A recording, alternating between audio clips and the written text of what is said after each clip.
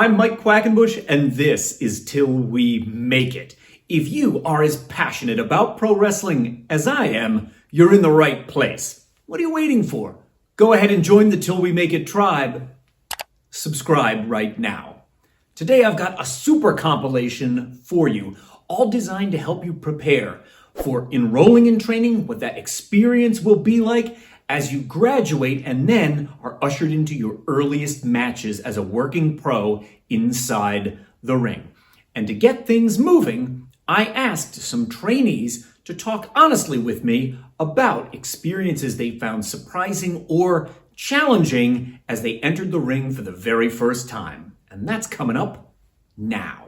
I asked a bunch of brand new trainees what they were shocked by, what they were challenged by, what they were caught unprepared for as they began their journeys into pro wrestling. And some of the responses actually surprised me. Not so much number 4, I was expecting that one, but a bunch of the other ones, especially the way they were put to me, really did take me by surprise. And I figured if I gleaned some insight from this, that you might too. So let's dive in. The single thing new trainees said challenged them the most about learning the art of professional wrestling was discovering that all the grips and the footwork, in other words, where your hands and where your feet go, are different for every single move, for every single stance, for everything that you learn in professional wrestling. And those grips and that footwork, they're essential. They have to be exactly right. And that's true. The way that your feet are positioned for a collar and elbow tie-up are completely different from the way they're going to be positioned when you snatch a side headlock. And that's going to be completely different from the way you base for a satellite head scissor. The footwork and the grips, they're essential to get right. And for many, that can be quite challenging. But to overcome that challenge, you've got to develop a keen attention to detail. A second facet of pro wrestling that new trainees told me took them by surprise was discovering that wrestling requires you to become a good dance partner. That's because pro wrestling is not a solo pursuit. It's not something that you can make alone. So you're going to have to develop chemistry with everyone that you share the ring with. And you're going to have to do this over and over again, including with people you just met moments before. So prepare for the fact that socially, wrestling is going to force you out of your shell. And you might come into pro wrestling as an introvert, but if you expect to last, get ready for the fact that you're going to have to explore the role of an extrovert. Are you enjoying today's video? Are you getting something out of this? Then do me a quick favor. Give me just 1 second and 1 tap of your finger and leave a like-a-palooza on today's video. It really does help the channel to continue to grow. Thanks for doing that. The next one I heard seems closely related to the last one that we discussed. It's this. Many new trainees find it quite challenging to constantly have to both anticipate and then compensate for what their opponent is doing in the ring when all of these calculations and micro adjustments need to occur in 1 second or less in order to keep everybody safe and to keep the illusion of conflict alive. You can't be solely focused on your own footwork or what it is that you want to be doing next. You have to be attentive to all of these details in your opponent, and you're going to constantly anticipate and then compensate for what it is that they seem to be doing. There is a natural give and take to professional wrestling. There's a cadence to that, but discovering it can be quite challenging, especially in your earliest days as a trainee. But ultimately, what you do in practice is what will come out during the show. So get the reps in. Don't shy away from exploring this. The sooner you get better at it, the smoother your matches will appear to the audience. This fourth one is the one I would have predicted would have been number 1 on the list, but it was only the 4th most mentioned by the people that I surveyed. It is this. No amount of exercise can prepare your body for what it will go through in the ring. Pro wrestling is unique in the way it punishes your body. And there's just no 2 ways about it. Usually it takes people 6 to 8 weeks for their bodies to adjust to the rigors of the ring. And there's nothing you can do in advance of starting your pro wrestling training to warm your body up for this. There just isn't. But what you can do is prepare for how that soreness will impact the rest of your week. So for example, if you're going to be training every Monday night, then be prepared for the fact that you might still be sore come Wednesday. And if you work a job that requires you to do manual labor, maybe you intend to be in the gym every single day that you aren't at wrestling training, account for the fact that you might really be struggling to get out of bed the day after you start training. And that might last for weeks until your body acclimates. So strategize. Imagine a plan for yourself that includes self-care and recovery, and give yourself a little bit of a grace period as your body finally adjusts to the rigors of the wrestling ring. I must admit, I've never heard this fifth one put quite this way before, and yet it's entirely valid. One person who I asked to tell me what they found most surprising about pro wrestling training said this: that pleasing yourself at practice is a bottom priority. The people you have to please are your coach first, and everybody else in class second. And only after all of that can wrestling be fun for you. Why? Because if the other people in your class don't like the way that you are working, no one's going to partner with you for exercises or drills. And if your coach isn't satisfied with the work that you are doing, you will never advance. Now that we've set the stage a little bit, it's really important that we talk about this next topic before you step between the ropes. We have to talk about free passes, and we will next. Today, we're shining a bright light on the concept of free passes. And just to be clear, I'm not talking about comp tickets. I'm not talking about complimentary tickets to an event that you've been given as a courtesy. That's an entirely different beast. It's not today's subject whatsoever. The free passes I'm talking about are a construct of convenience. They excuse a certain shortcoming. And a free pass might sound something like this. Oh, that's okay. You don't need to do leapfrogs. Why don't you just skip that part of the drill? And anytime leapfrogs ever come up in a drill here in class, why don't you just do something different, okay? That's a free pass. It's just an excuse. Why work hard to master a challenging technique? Why dedicate the time in training to getting good at something? Just take the free pass. It's like a get out of jail free card. Or how about this one? What's that? You're not comfortable learning a bandera? Well, that's okay. Why don't you just take notes on how all the other students are doing the bandera, And if it ever comes up in a match of yours, well, you probably won't need it, to be honest. I mean, how often does this ever come up? That's a free pass too. And wow, it sure is convenient in the moment, isn't it? But it won't be convenient when you need to have mastered that technique to save your life.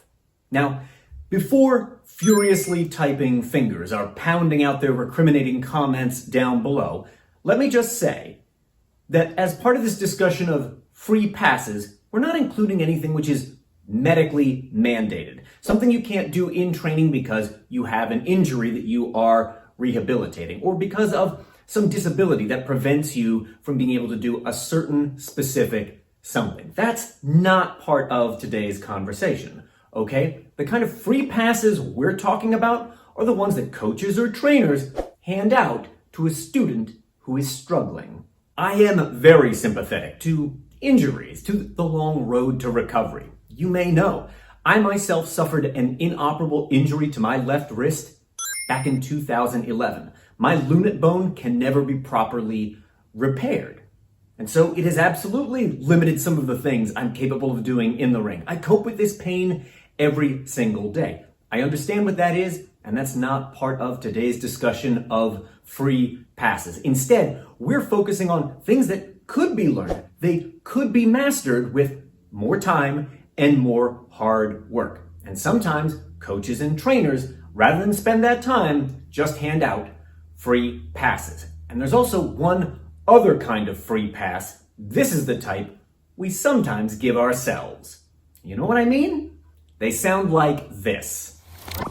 Come on, bro, relax. You know I'm always 15 minutes late for call time. That's just how I am.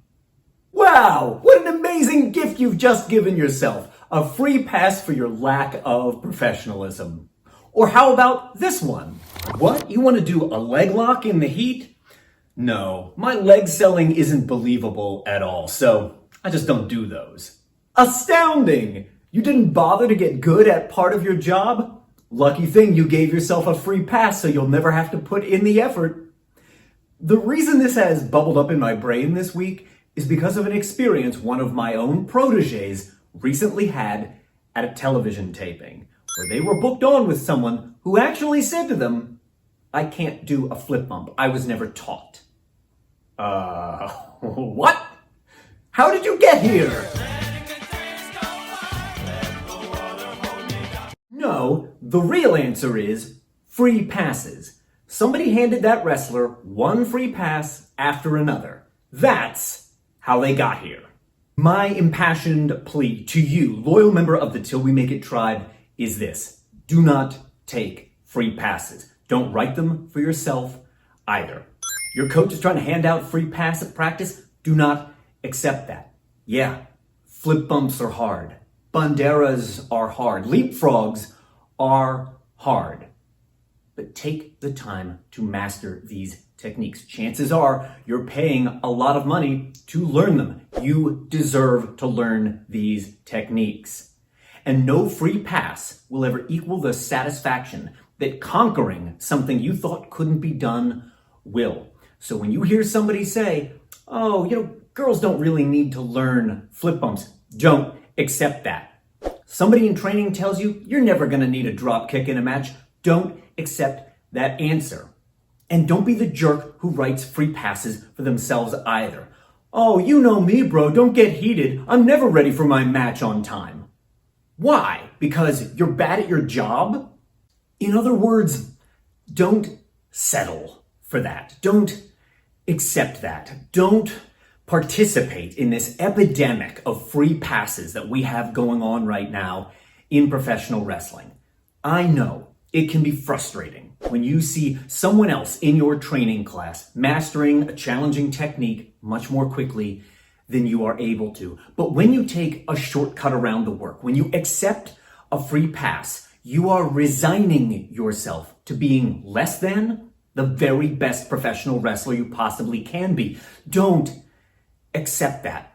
If you are passionate about the art of wrestling like I am, if this is the thing that gets your blood pumping, don't settle for anything less than your personal best. And these things, no matter how difficult they might be on day one, they can be mastered. It doesn't require you to sprinkle any kind of magic fairy dust to make it happen. All it takes is time and repetition.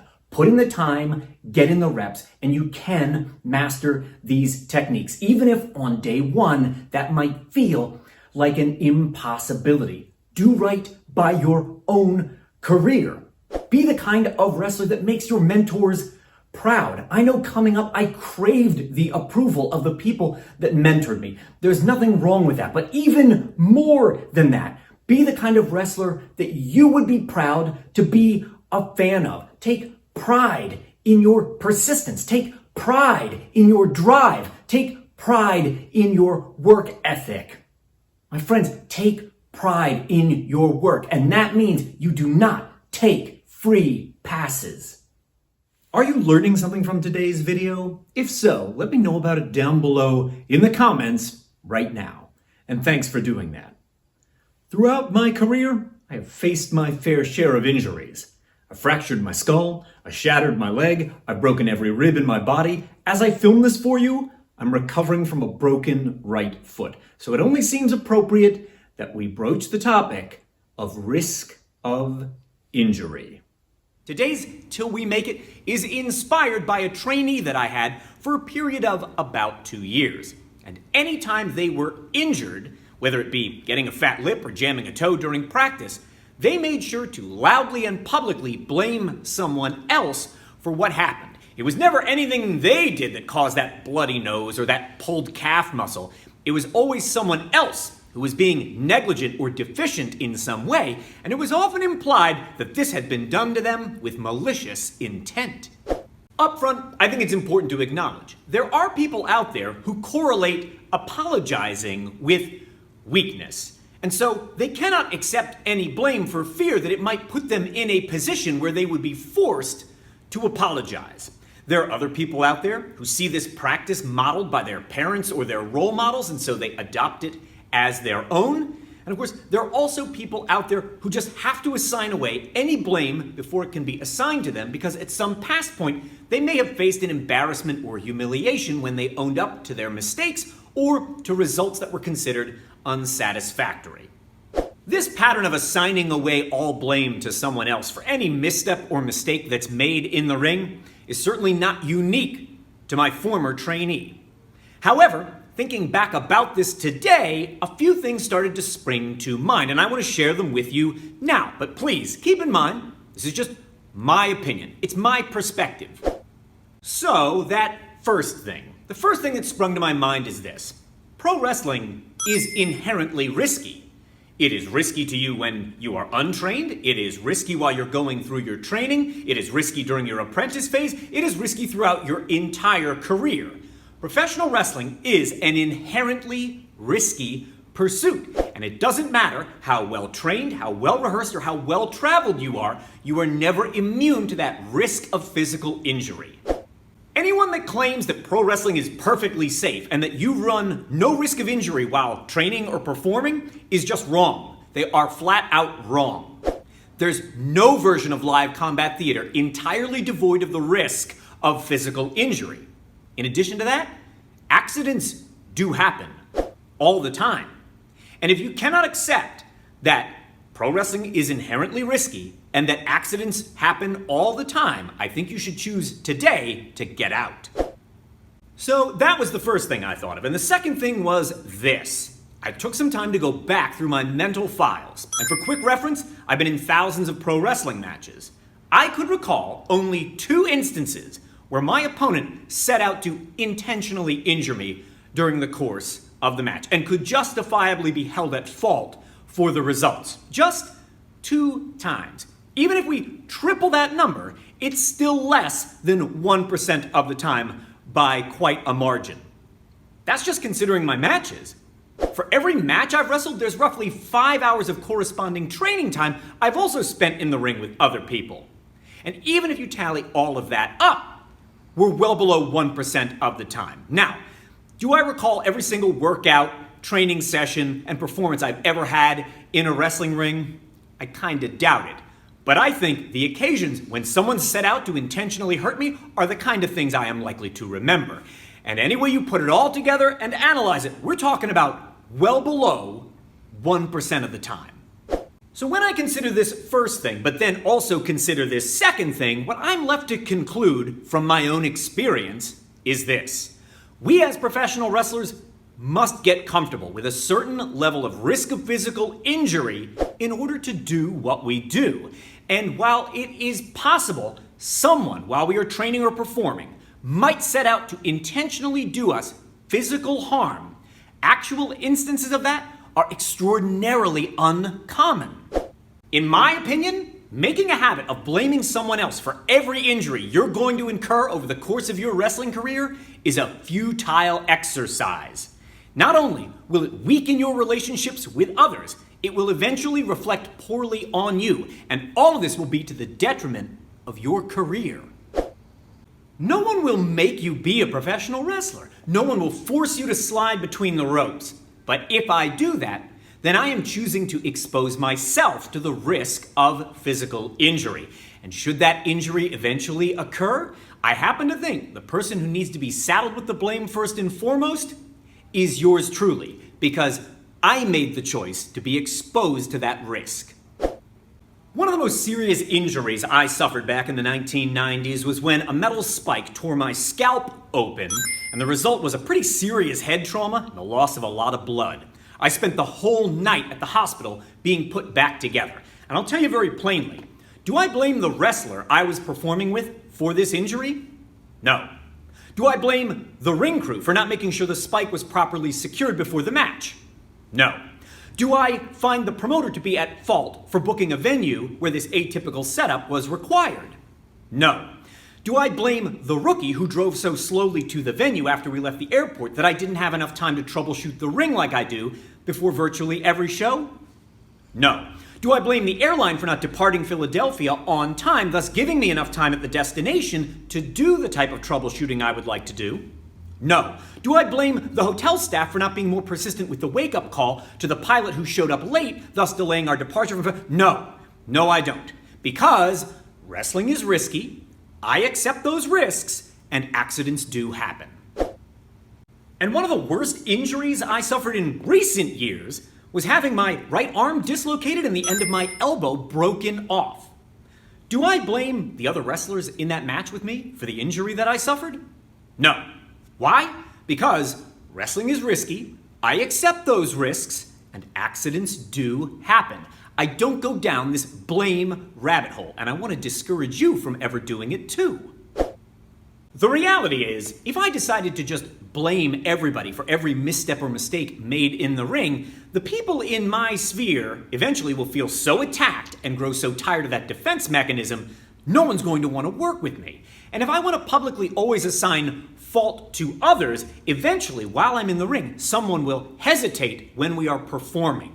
And that even split-second hesitation will open up the possibility for an entire new array of injuries to occur. I have long been of the opinion that the person to be assigned blame foremost of all is me, because I chose to accept the risk of physical injury by becoming a professional wrestler. To be clear, that doesn't mean that we can't learn something from going back over the mistakes that have happened in the ring, examining how an injury occurred, and then making changes and adjustments to ensure that these things don't happen in the future. Also, it's worth mentioning that it is not entirely impossible that someone might set out with malicious intent to attempt to do you bodily harm in the ring, but I think those instances are extraordinarily uncommon. If I heard someone saying, yeah, I've got a fat lip and you know what, Chuck did it to me, or my wrist is sprained and it's all Chris's fault, that makes me feel a certain kind of way about the person putting forth that complaint. And I guess the way it makes me feel is this: they are trying to deny the shared responsibility we all have by choosing to accept the risk of being a professional wrestler. And I also think the instances where it is necessary to loudly blame someone else for the kinds of injuries which are just part and parcel of this weird thing we've all opted into are pretty rare. I can accept that mistakes and missteps happen in a pro wrestling ring all the time. And I can also accept that injuries big and small are a real possibility while training for or performing live combat theater. But I find it far harder to accept someone who naturally defaults to blaming everyone else around them when something goes wrong. And I also find it extremely hard to accept someone who readily believes the trust all pro wrestlers must share in has been discarded.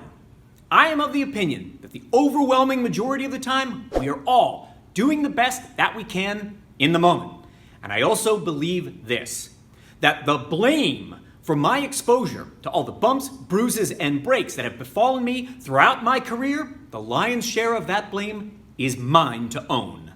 So I've loaded you up with information. You have enrolled to begin training at a pro wrestling school or training center, and it's finally time for day one. There are some things you want to avoid. In fact, I've got 8 of them. Up first, don't forget your footwear. You cannot train in a wrestling ring wearing street shoes. You're going to need wrestling sneakers or maybe wrestling boots. But I get asked this a lot. Do I need to have wrestling boots for my first day of training? No, you do not. Here's why. Wrestling boots are an investment, and you want your investment to last.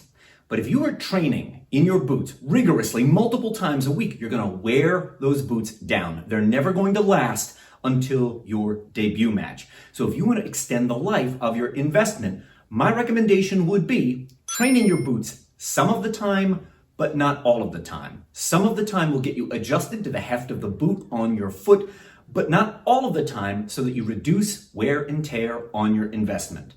Have a pair of wrestling boots if you expect to perform in them, but swap them out on occasion for regular old wrestling sneakers.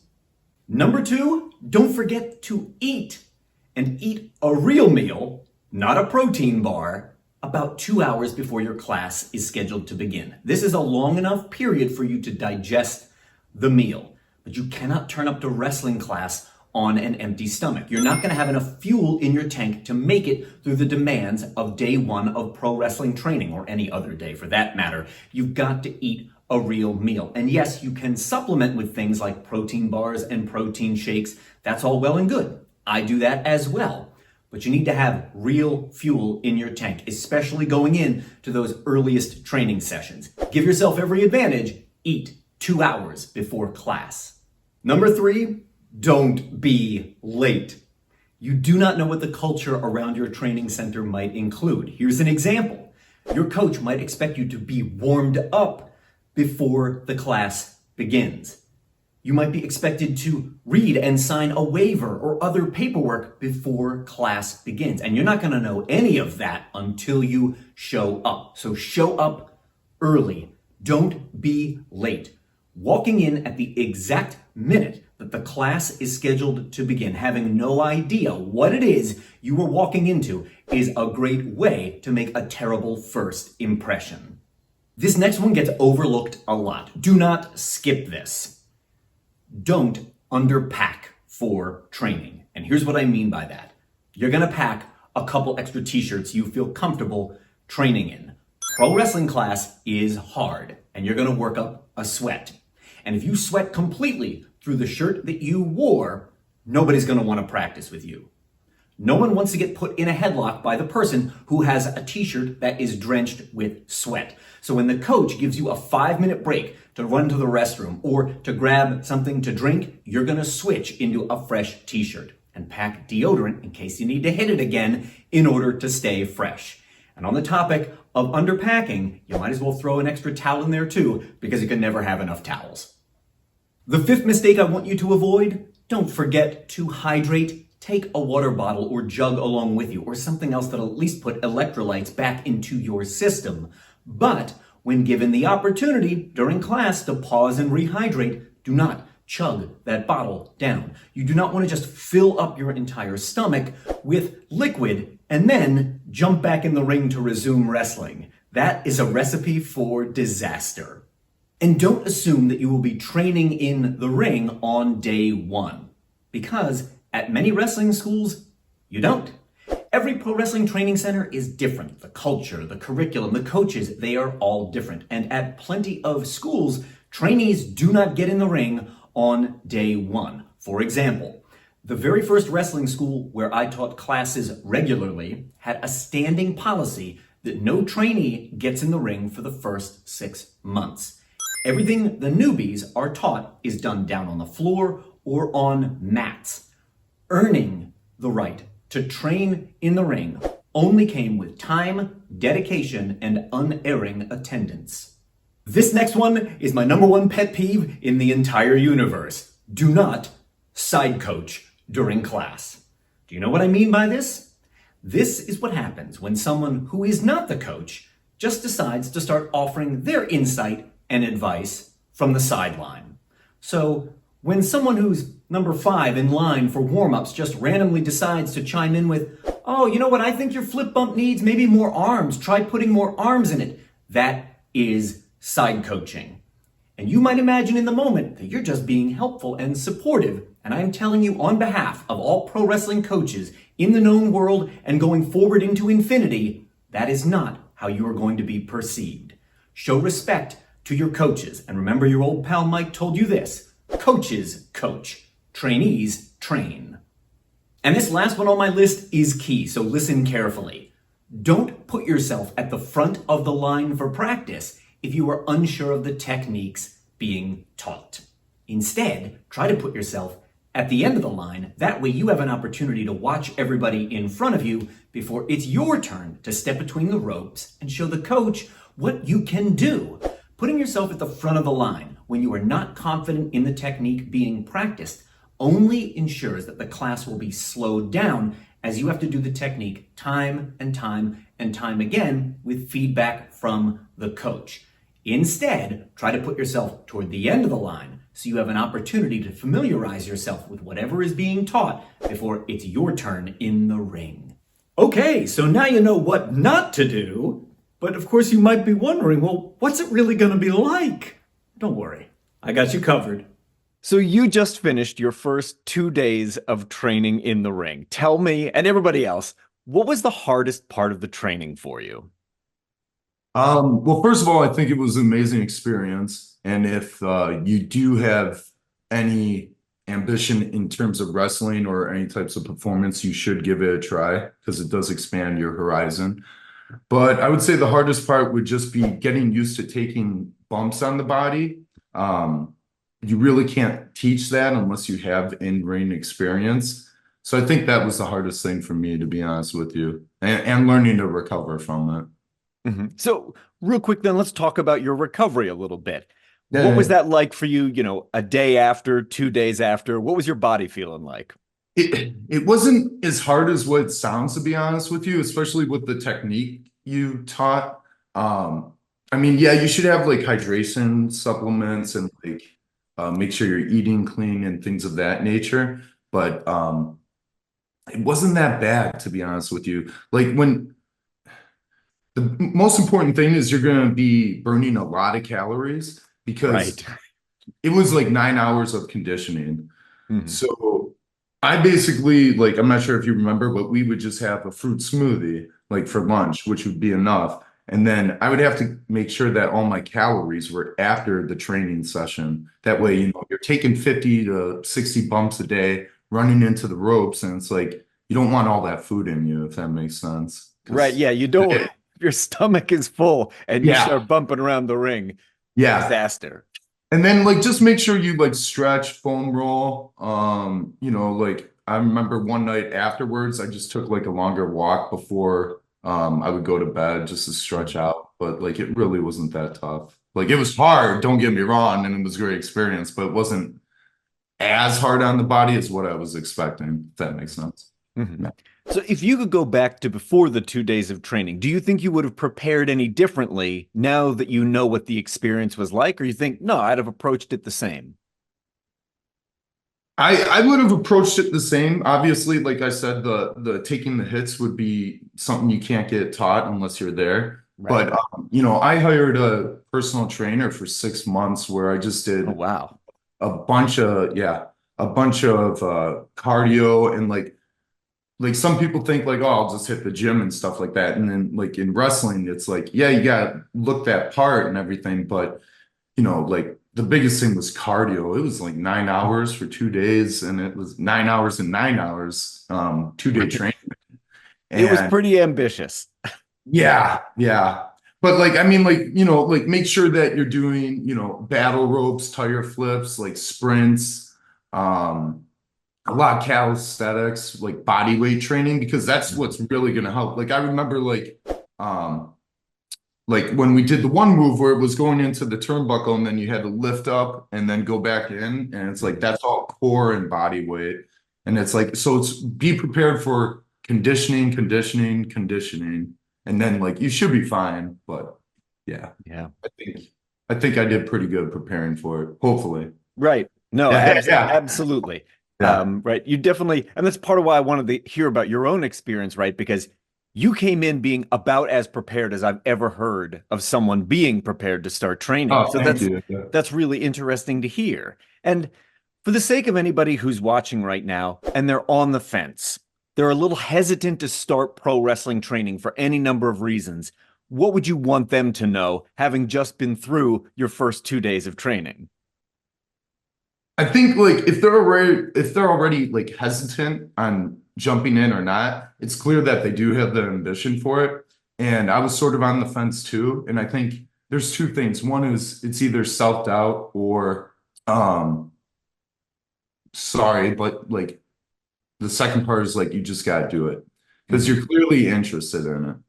So like the self-doubt part, like I have that every now and then, and you kind of just have to like be comfortable in your own skin. And give it a try, and whether it is for you or whether it's not for you, but most likely it will be for you, especially with your training, because like it was really funny with your training. I was comfortable. I felt safe, like a safe environment and everything like that. And like the confidence that you gave me was really good. Like, all right, so this is the move. Let's see what you got. And in your head, like me personally, it's like, okay, I'm gonna do it. And then I did it, and then you're like, oh, cool.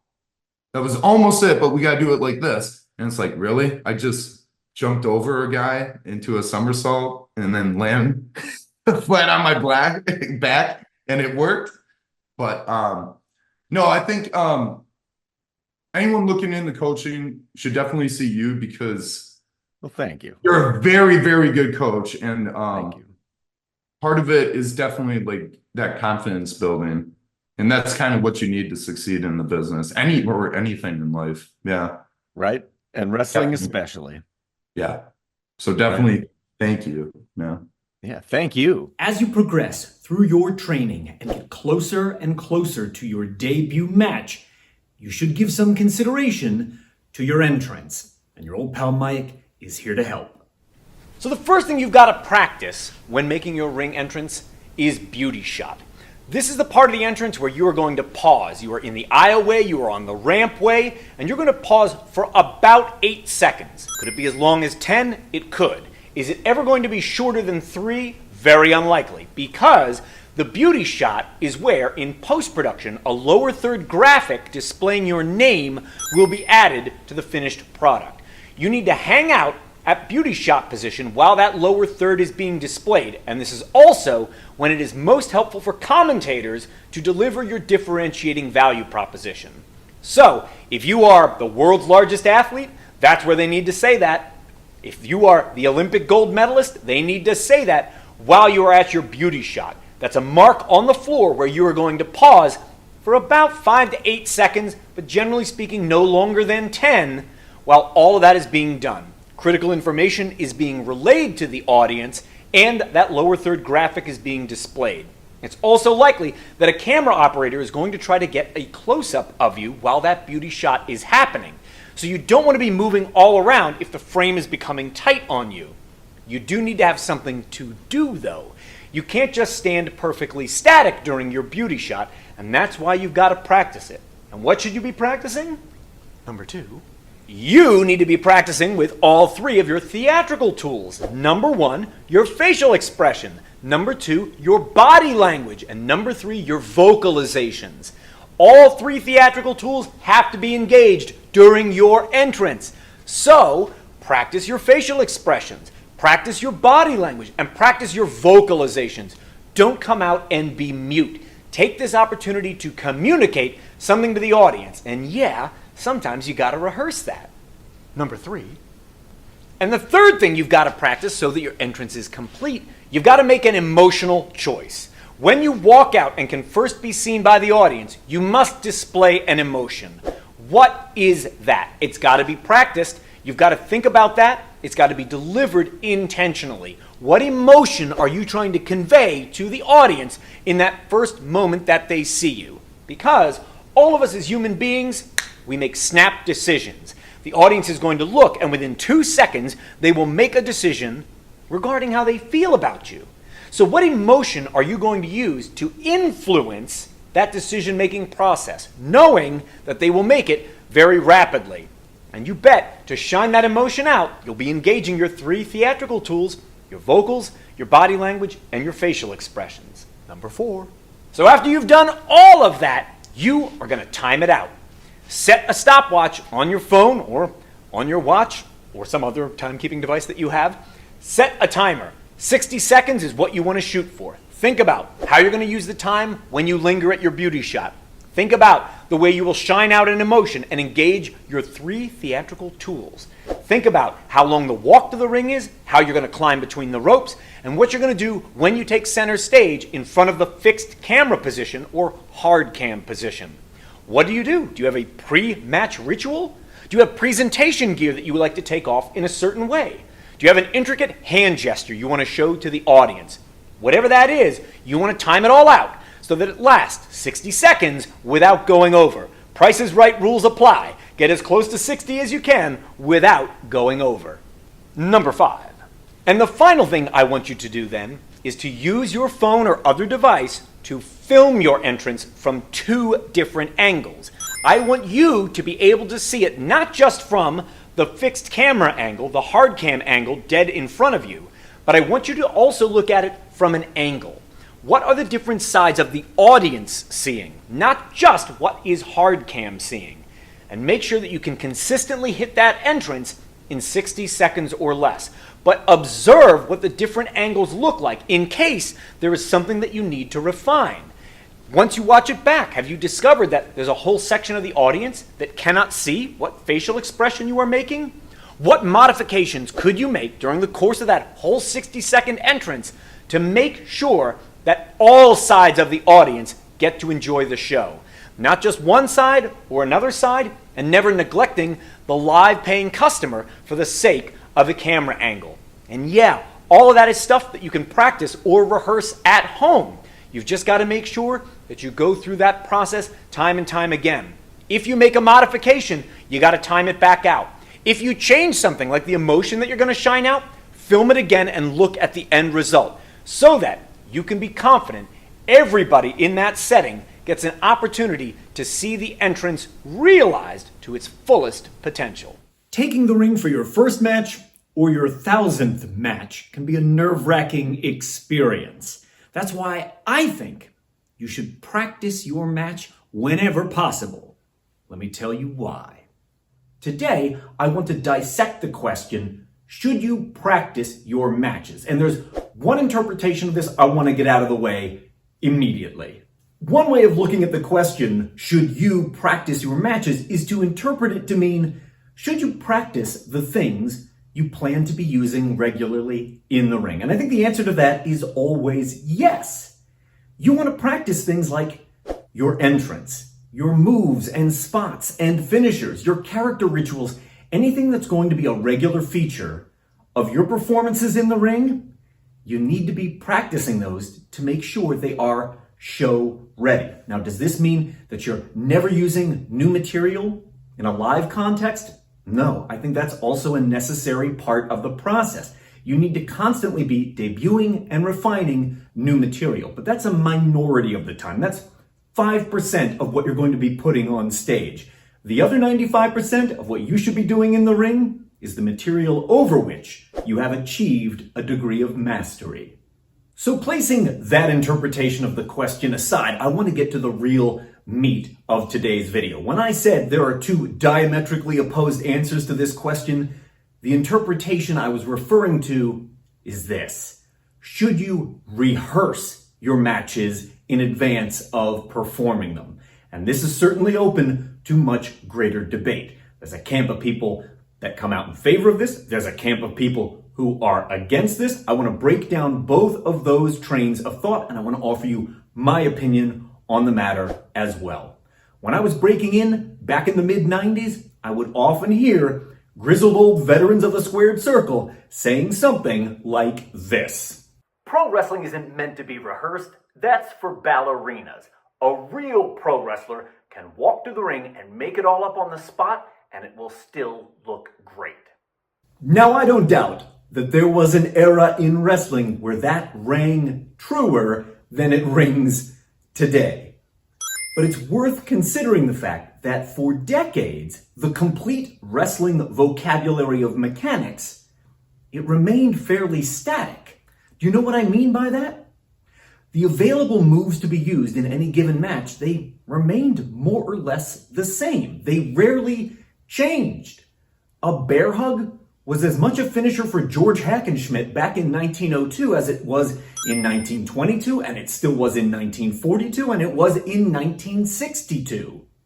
But when tape trading explodes in the 90s and is then expedited by the mobile revolution of the OOs, the invention and modification of wrestling moves grows exponentially.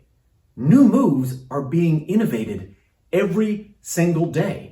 And many of them are so complex and nuanced or are otherwise so risky that they do need to be practiced or rehearsed to be delivered perfectly. A second valid point often raised by the camp of people who come out against rehearsing matches beforehand is this. To design and rehearse a match in the absence of the audience is to do so without the most essential ingredient of pro wrestling, the live crowd itself. And I do think that there's something very valid there. However, that stance then assumes that the match will be repeated precisely as it was rehearsed, with no consideration given to the audience and without room for improvisation within what has already been rehearsed. And quite frankly, very few matches are rolled out that way. There is always room for improvisation. There is always space in there to give consideration to what the particular tastes or demands of an audience on a certain day might mean. It also neatly overlooks those working pros out there who have refined the skill of knowing what a certain audience wants because they work in front of that same crowd time and time again. Someone who is expert at this, Johnny Gargano.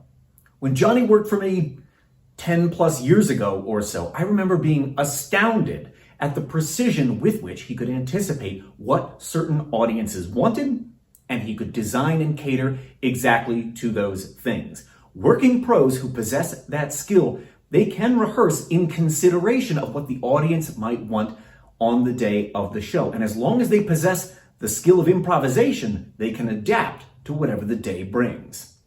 There are plenty of pros out there that belong in this camp, the ones that come out against the idea of rehearsing a match beforehand. And I think there are reasonable arguments for that, but not arguments that I agree with. In fact, my take on it is this. If you have the opportunity to rehearse your match before walking it to the ring live in front of the audience, you should take that opportunity. Because any amount of practice or rehearsal always yields a better end product. I am definitely of the camp that believes you should rehearse your matches if you have the chance. And I feel this way for a few reasons. Here's just one. You can find this clip on YouTube right now. It is titled Best Match Finish Ever. I'm the guy in the white pants, wearing the red tights, is Claudio Castagnoli. And this clip has been watched over 1 million times. It feels a little weird saying this, but I'm proud of this clip. I'm proud of this whole match, in fact, and I hate most of my own stuff. I'm astonished at how well this holds up, some 15 or more years since we performed it. And I want you to know, we're not winging it. This isn't being called on the fly. It's not improvisation. The two big movements in this clip were rehearsed more than 100 times each in training to make sure they were ready to be put on stage. And even so, are they perfect? Not exactly. I think I had a better one in me. I was just too blown up to do it. My point is this. I'm not trying to hold that clip up as a paragon of perfect professional wrestling. That's not what I mean. What I am saying is that is something that I am proud of. And those movements, they were only possible because they were rehearsed. More than a few of the most spectacular things I have ever been able to perform in a ring were only possible because of practice, because of rehearsal. That is one reason why I come out in favor of the idea of practicing your match. But there's a second reason as well. And it's because I believe that the rough draft of any work is rarely, if ever, the best draft of the work. And if there's a chance that you could improve upon what you are going to deliver to the paying customers, and you take your work as a professional wrestler seriously, and you regard it with a sense of pride, then I think this whole thing is a no-brainer. Your third draft of a match is almost certainly going to be stronger than the first draft of a match. And that process of doing another iteration, of refining and optimizing for your audience, that is called iterative work. And I am a huge proponent of iterative work. Because I know, for my own sake, my rough draft is never my best draft. But if I put it through the process of honing and refining, optimizing, pulling out the parts that aren't working, appreciating that some things are not yet ready for the stage, what I end up with in my final draft is so much stronger than if I had just walked to the ring and I had winged it. As you embark on your apprentice phase in wrestling, a phrase you will hear a lot is pay your dues. And you can go about paying your dues while doing some essential networking to benefit your career. Here's how. You may have a home promotion where you are part of the crew, where you perform all of the time. Or perhaps you don't have a home promotion, but either way, you have the ability to volunteer to crew shows to help make pro wrestling events happen. And this is one of the most valuable networking opportunities you have available to you, especially during your apprentice phase. It's the chance to meet people face to face and make real human connections. This is so much more effective than if you were staying at home and liking random posts on the social medias, hoping that's going to get you somewhere. And when you go out to volunteer, to be part of the crew at another wrestling event, what might that entail? I'm going to tell you. For starters, you're going to show up at the building 4 hours before the advertised bell time. If the poster says bell time is at 8 p.m., you are showing up at 4 p.m. You want to be there before the ring truck backs up, before the promoter shows up to open the building. But when they do, you're going to approach them and introduce yourself. You're going to be polite, but brief. And it might sound something like this. Hi, I'm Mike. I currently train at the Wrestle Factory, but I came over to see if you need help setting up your ring or getting ready for the show today. 95% of the time, I bet the answer is going to be yes. Now you've taken that all-important first step. For today, you're part of the crew. And maybe more importantly, you have the opportunity to do some networking. Pro tip for you. Wear clean clothes, but in dark colors for your crew work. But pack deodorant, cologne, body spray, or perfume, and a bright colored shirt, as well as a hand towel for later. Why? Because you're definitely going to work up a sweat doing your crew work. But you, my friend, will never appear to be a sweaty mess. So once the venue is actually set, you're going to towel off, clean yourself up, and come back in looking and smelling fresh. Even if that means you're going to pull a Clark Kent routine out in your car. So, now what do? If you haven't yet, you're going to find the captain of ring crew and introduce yourself. But keep in mind, not every organization calls this person the captain of ring crew. It might just be the head of ring crew. There might be an employee whose only purpose is to supervise the construction of the ring.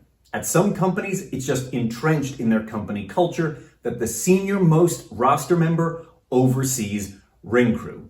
But you want to figure that out, make sure that they hear your name when you introduce yourself, and ask that person to put you to work. And then, as you go about your crew responsibilities for the day, look for opportunities to keep introducing yourself. Keep making those networking introductions as you work. Don't do this while someone's trying to hand you a board coming off the back of the truck. But we all know what that experience is like when everybody bottlenecks waiting for more items to come off the ring truck and everybody is just standing around for a moment. In those idle moments, turn to the people around you and say, "Hi, I'm Mike. I train over at the Wrestle Factory. What's your name? It's nice to meet you." Pro tip for you. If you can do so discreetly, start a list of the names of everyone that you meet in your phone. Remembering 5 names that you just learned in the last 5 minutes is hard enough. Now imagine 50 names or 100 names. Forget about it. Just make a list in your phone and include one distinguishing characteristic next to each name to trigger your memory. Like Carrie has a Led Zeppelin tattoo. Kyle sometimes works as a referee. Kayla has royal blue hair. If you're enjoying today's video, won't you please leave a like-a-palooza down below? It really does help the channel to grow, and I'd appreciate it. Thanks for doing that. Once the ring is up, Don't turn into that person that asks a million questions of the promoter, or the booker, or the captain of ring crew. These people have a ton of responsibilities on show day. Instead, I want you to be proactive. Be alert. If you notice that after the ring goes up, the crew just starts putting out chairs, go and grab a couple chairs and start putting them in rows. The more seamlessly you just blend in with that flow, the faster you feel like part of the team. You're just one of the gang.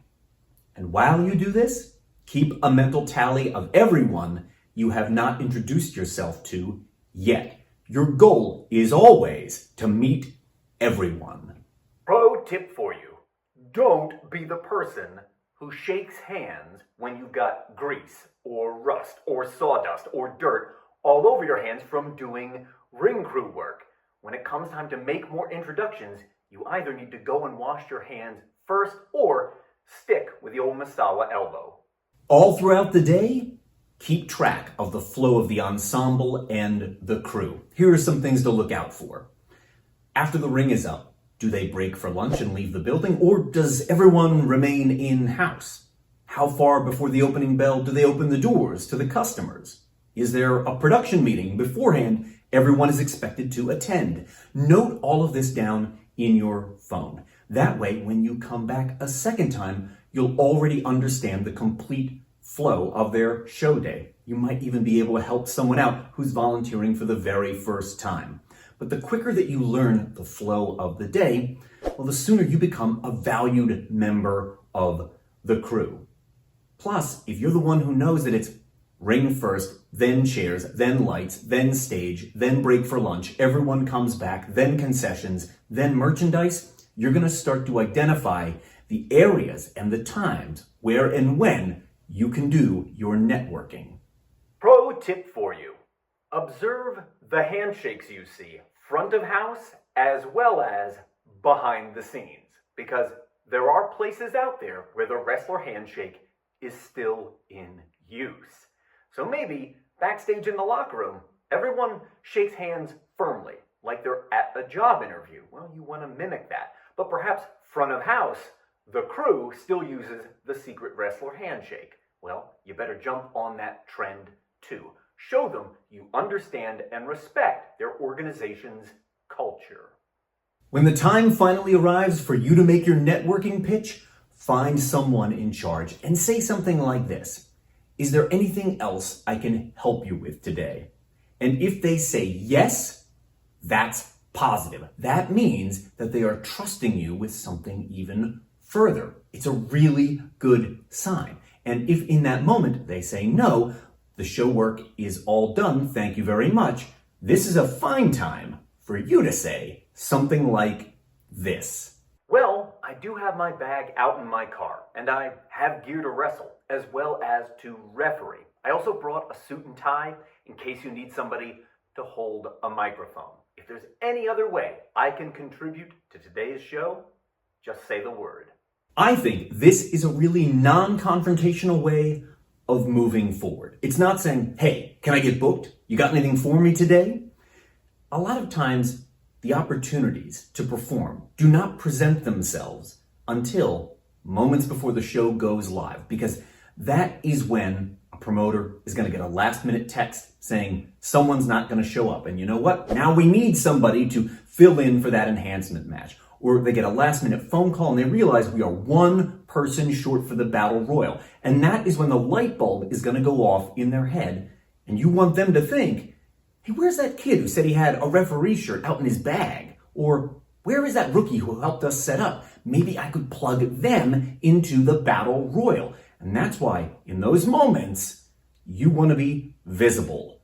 You want to be obvious. You want to be remembered. So pack that brightly colored shirt and make sure you are easy to spot so that if an opportunity opens up, you are the one who gets to take advantage of it.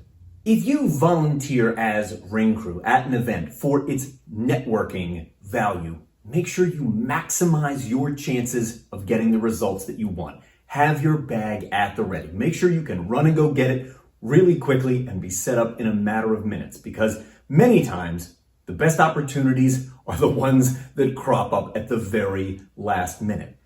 And even if it doesn't result in a booking, in any chance to perform whatsoever, remember, this is a long game. Networking is a little like planting seeds, and they may not sprout today, but over time they will. This requires hard work and patience, but eventually something will sprout and grow. You just have to look at it as a long game. When you do, you discover it's a game you can win. Whenever you're in a pro wrestling locker room because you're there helping out, functioning as part of the crew, or because you're performing on the show, there is some wrestling etiquette that you need to be aware of. Today's video is all about locker room etiquette and the mistakes I want you to avoid, many of which are mistakes I have made myself. And let's start with the big one. Let's talk about the handshake thing. Yes, every time you go into a pro wrestling locker room, you are going to go around and shake hands and introduce yourself to everyone that arrived before you. And when you do this, introduce yourself by the name you want people to refer to you by. Don't imagine that if you introduce yourself using your legal name, that everyone's going to remember the name that you use out in the ring. And remember that if someone is in the middle of a conversation on the phone, or they're talking to someone else, to not interrupt them for the sake of making an introduction. Just wait. Exercise a little bit of patience, a little bit of etiquette, wait for that conversation to be over, and then introduce yourself. Interrupting somebody on a phone call or in the middle of an intense conversation for the sake of getting the handshake in is bad form. Sidebar. If in the process of making the rounds and introducing yourself to everyone in the locker room, you come across a superstar of legendary status who's hot off TV, or someone that you've admired or idolized for your entire career happens to be there, and you need to have that interaction, remember Mike's 3 S's. You're going to keep it short, sweet, and sincere, and then it's over. It's going to sound something like this. How do you do? I'm Mike. I am such an admirer of your work. I've studied your matches for years, and what a pleasure it is to finally meet you in person. And then it's over. It's no more than that. You keep it short and sweet and sincere, and then the interaction is over.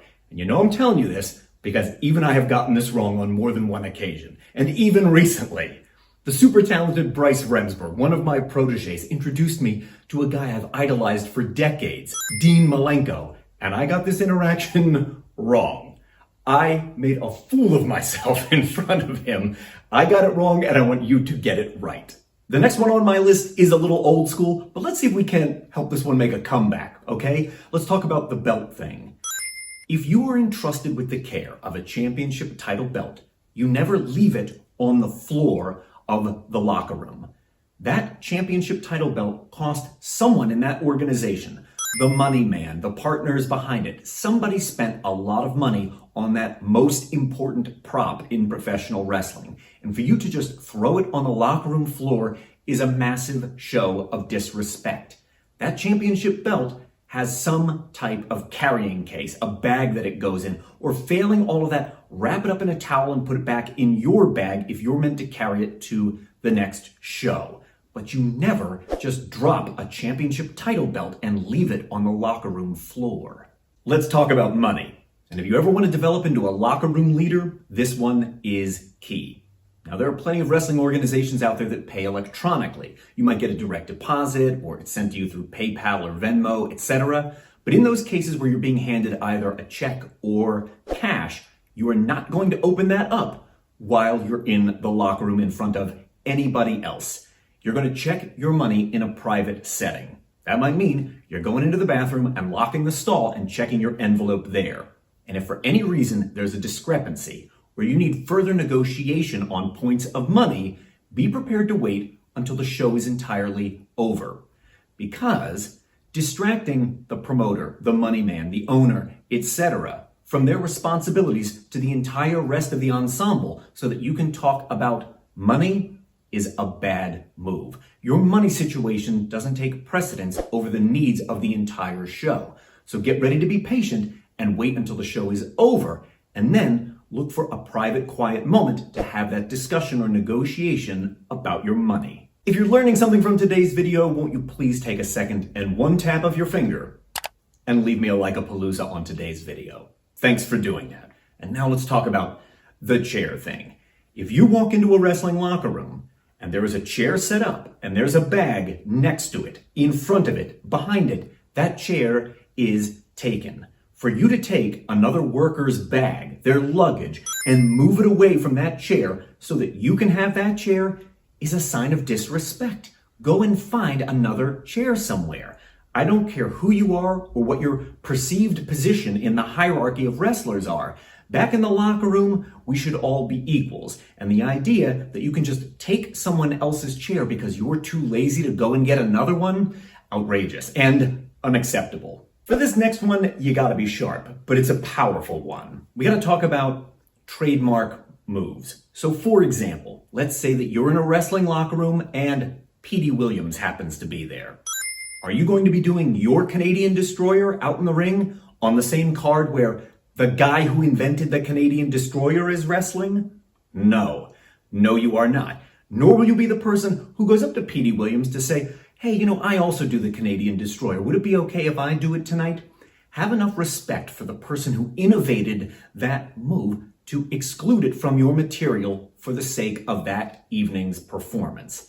And if you are so ignorant as to not realize that you are performing on a card with someone who innovated a move like that, don't be surprised if when you return to the locker room after your performance, you are met with less than desirable reactions. This next one is less common at the independent level of wrestling than it is at the corporate level of wrestling, but it bears discussing nevertheless. It's a scenario in which there is a separate, closed superstar dressing area. So for example, maybe Brock Lesnar has his own dedicated changing area backstage with a door that can be closed. In these situations, if for some reason you need to go into that dressing room, you need to knock and wait for some kind of response. Someone gives you permission to go in or they come and open the door. You're not just gonna knock and then let yourself in. And I know this seems like an obvious thing, but there's a reason why we are talking about this. In those kinds of situations, you're gonna knock and you are gonna wait. And if no response comes, you're not going in. So you're living the dream, having some of your very first matches inside the squared circle. Well, there are a few things I happen to believe every rookie wrestler out there needs to hear. In today's video, I want to share with you some shocking truths that I think rookie wrestlers aren't hearing early enough in their journeys. And I've learned something from looking at my Google Analytics. The vast majority of you who watch these videos consistently are between the ages of 16 and 24, which tells me you are, quite potentially, at a point in your life where you're making the decision to transition from being a fan into being a working pro, or possibly you've recently begun training for your career in professional wrestling. Some of you may even be in your apprentice phase already, doing some of your earliest matches in the ring. And if you're familiar with my story, then you know in the early part of my career, I had no coach to teach me, nor did I have a mentor to guide me. And that means there were some essential bits of information I didn't receive until years into my career. But I needed them a bit earlier than that. And that's why I'm making this video for you today. It is not to frighten you or ward you off in any way, shape, or form. Quite the opposite. I want you to be prepared for what's lying ahead. The first unfortunate truth we have to cover is this one. You will put on your very best work and fans will hate it. Why? Because wrestling is subjective. Not all people like the same things. And you will perform a match that you are proud of, that you think represents the pinnacle of your in-ring work, and there will be at least one fan who absolutely hates it. Because it's subjective. The things that I like, you may not. The things that you like, they may not. Here's a perfect example. I think the best tag team match from the last 10 years is American Alpha versus The Revival from NXT TakeOver in Dallas. It's fantastic. And you could make the argument there have been higher profile tag matches that succeed at roughly the same level, etc., etc., etc., you're not going to change my mind. That's the pinnacle to me. I can go back and rewatch that match infinitely and never tire of it. And I constantly find new things which I think make it even more brilliant every time I go back and watch it. And yet, there are people out there who absolutely hate that match. Because wrestling is subjective. We won't all like the same things. And that means inevitably you're going to make something you are really proud of, and someone out there is going to despise it. A second shocking truth I want to advise you of is this one. Getting completely honest feedback about your matches is almost impossible. Why?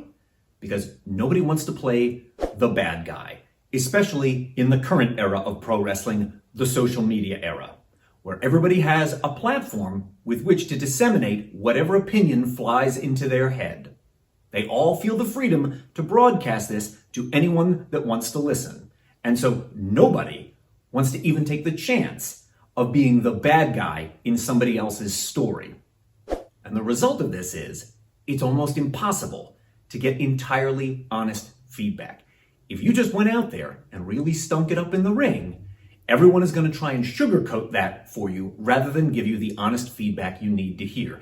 And if you want to circumvent that hurdle, my advice to you would be this. You need to tell the person you are soliciting that feedback from to be brutally honest. Don't spare my feelings. Give it to me the actual way it was. And then you have to honor and respect that feedback, even if it is not what you want to hear. And even so, it may not come out 100% truthful, because nobody wants to be the bad guy. Number 3, when it comes to shocking truths, is this one. That thing you think you just invented in the ring, somebody else has already done it. Pro wrestling has been around for almost 160 years. At this point, pretty much everything has already been done. And there won't be evidence of all of this out there. There's so much wrestling that's been made that was never recorded. But chances are that new way of getting into a snapmare you just came up with at training, somebody somewhere has done this before. And there's an example that's top of mind for me that I will share with you without naming names. But there's a currently working pro who was only born in 1993 who would swear up and down there's a particular takedown he came up with. And not 2 weeks ago, I saw footage of an Argentine wrestler from 1974 doing the exact same thing, almost 20 years before this dude was born. The reality is there's very little left to invent, and chances are the thing you think you've invented, somebody probably already did it. Number 4 really hits home with me, and I know it hits home with one of my current trainees as well who's going through this. People in wrestling who you have never met or interacted with will not like you. And they will claim they have heat with you, and you will never know why. You may never get to the bottom of this. It may never be possible to contact them, ask what's going on, discover what this imagined beef is, and squash it. Because wrestling attracts all different personality types. And apparently, not all personality types get along, or so I'm told. People have different opinions and worldviews and perspectives on things. And there is something about wrestling which often gives permission for people to act a little more immaturely. I have been guilty of this myself. But I want you to know it's entirely possible people that you never meet, never do business with, never interact with whatsoever will openly claim that they don't like you, or even worse, that the two of you have heat, despite the fact you've never even met. And this one is the most powerful one of them all. It's also the one I wish I had heard on day one. Your wrestling ability matters infinitely less than your look and your connections.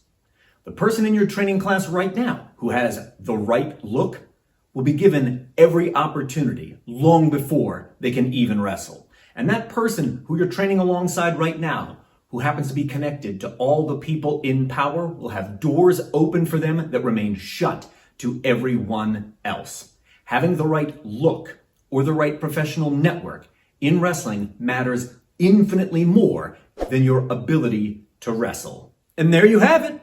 What did you think of this epic length super till we make it compilation video? Tell me about it down below in the comments. And if you want to keep on learning about professional wrestling, there's no better place to do it than over on my Patreon. On screen right now is a roll call of all my awesome patrons. They support the work that I do here at Till We Make It. We would love to have you come and join our community. There's a link down below in the descriptus, maybe one appearing on screen as well.